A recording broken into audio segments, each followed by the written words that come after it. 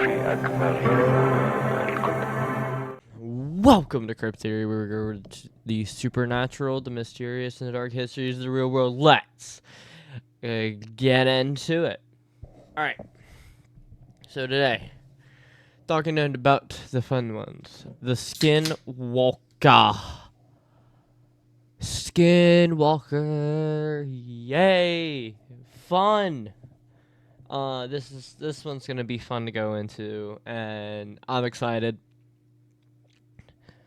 But quick note though, 98% of people that watch are not subscribed. So if you would do me a favor, go down and hit the like button and hit the subscribe button while you're down there, and make sure you hit the bell. I'll post notifications. I am posting every day until December 31st, and then I'll probably go to more of a normalized schedule. But as of now, I'm posting every single day until December 31st. So hey, if you're liking what you're seeing, you can always hit the subscribe button and you'll be notified every day for the next 6 months of videos coming out and everything. So, anyways, I hope you enjoy, and let's get into the good stuff. So,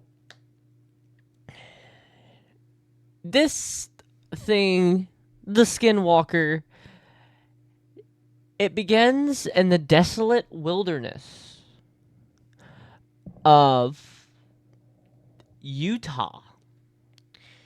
It's interesting. I haven't heard anything on going on in Utah in a hot minute. Whew, damn. Anyways, among the rugged landscape lies a ranch shrouded in mystery. The Skinwalker Ranch, named after the mythological Navajo shape-shifting being, has long been associated with reports of strange phenomenon, from UFO sightings, encounters with cryptids and paranormal entities. So this is a cryptid and a creature that has a lot of connections and is explained many different ways and picked apart in many different ways, which I think is very interesting. Yeah.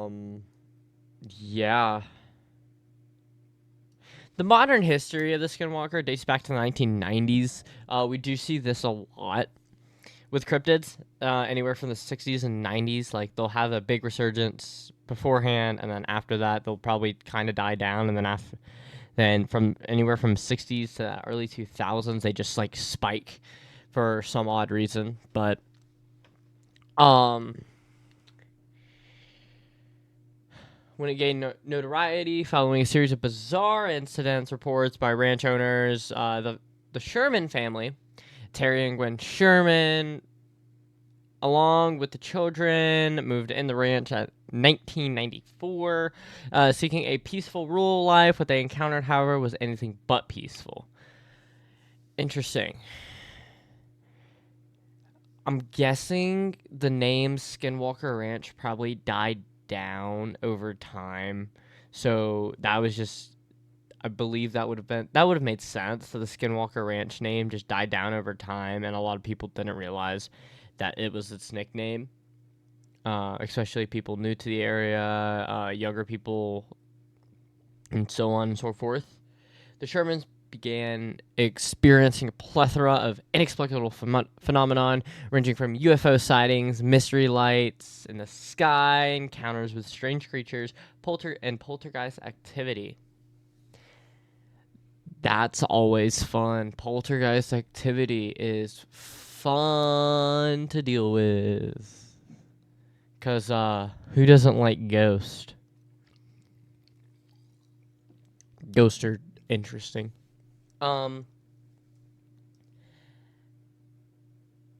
of the most infamous incidents involved a creature resembling a large wolf that seemed impervious to gunfire, exhibited unnatural behavior. That's pretty much just saying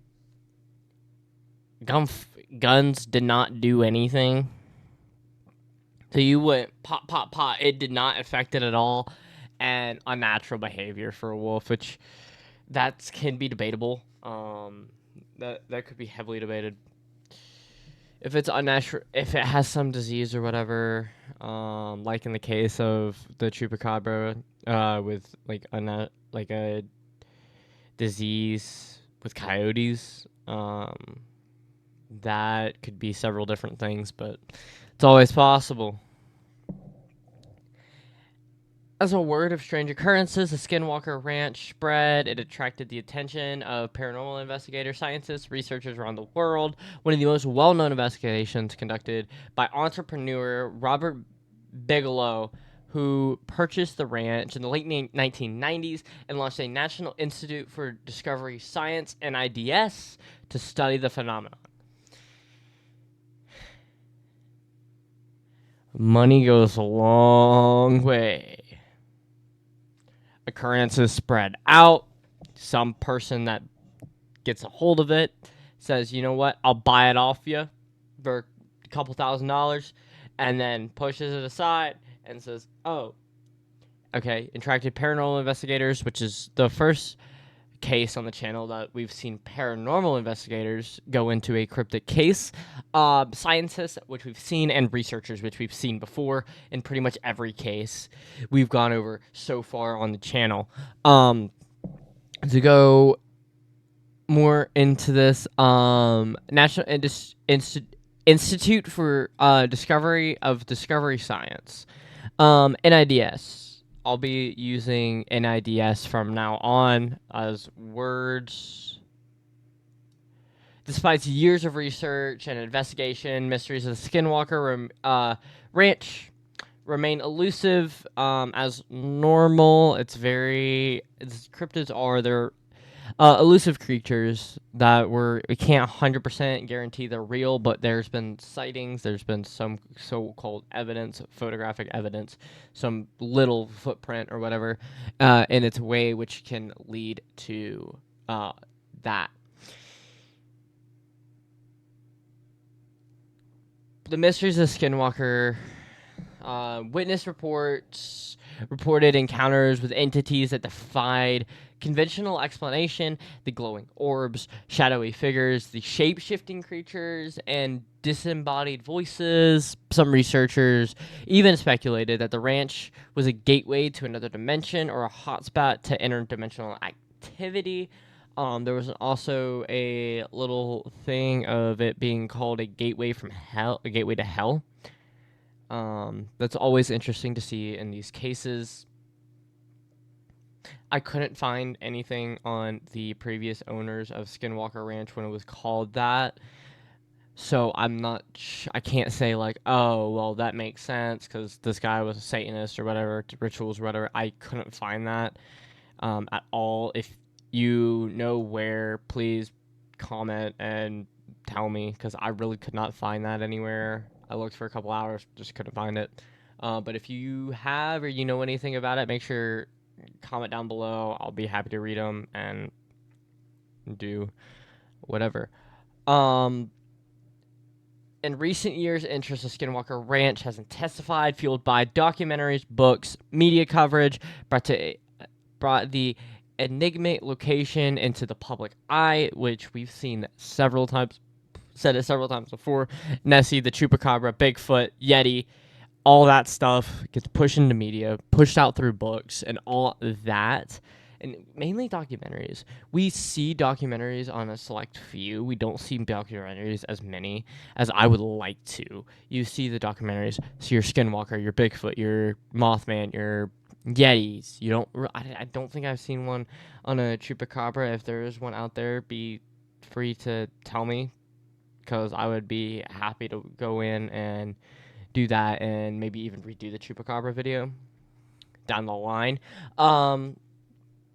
So, like all the big ones, of course, Nessie has her own movie and all that good stuff. So it's always interesting to look and see how everything's doing and see how different things twist the same cryptid and its story in different ways. That's always interesting to see and fun to go through.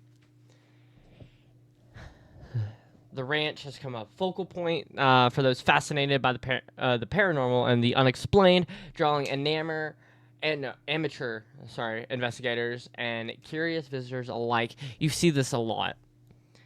Amateur investigators and then just people that are very curious and want to know stuff. Well, yeah, I would have to go. I am in that group. If I could, I would like to go to Skinwalker Ranch. I'm not doubting it. But,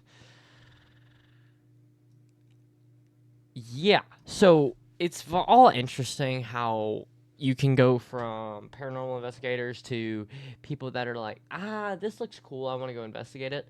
To people that read up on the lore and stuff and they say, oh, I just want to go there, experience it, look around, see what it is. It's always interesting to see it with like stuff like this, cryptids. Yeah. Yet skeptics remain unconvinced. Yep, skeptics, cryptic culture, cryptozoology, those people just want to find ways to prove it wrong. Sometimes they have a hard time doing it. Sometimes they just say, no evidence. Give us evidence and then we'll believe. But no evidence, you know what, bye. We don't want to hear it.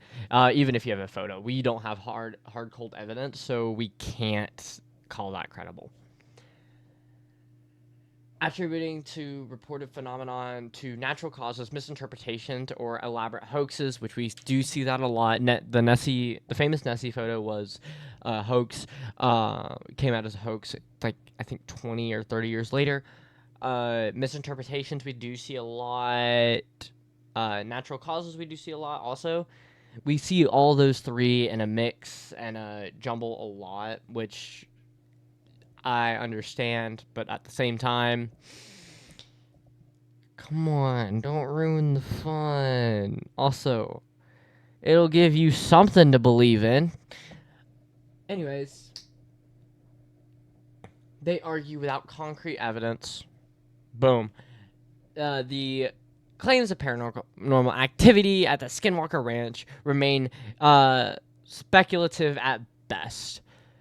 Fair. You can always speculate everything, every possibility, everything, but it is easy to just comply, but some people just hate to comply. So, it's very interesting on how the Skinwalker will be made of.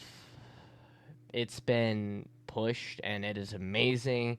You've seen it in incredible shows like Supernatural. Let's see. What other shows? You've seen it in Supernatural. You'll see it in a lot of horror movies. You'll see it in a lot of horror media. You'll see those a lot. You don't see Bigfoot as often as horror media. You don't see the Yeti as much. You see the Yeti actually a little bit more in horror media than you do Bigfoot. Mothman's also a big topic. The Wendigo's a big topic. These are always interesting to conclude.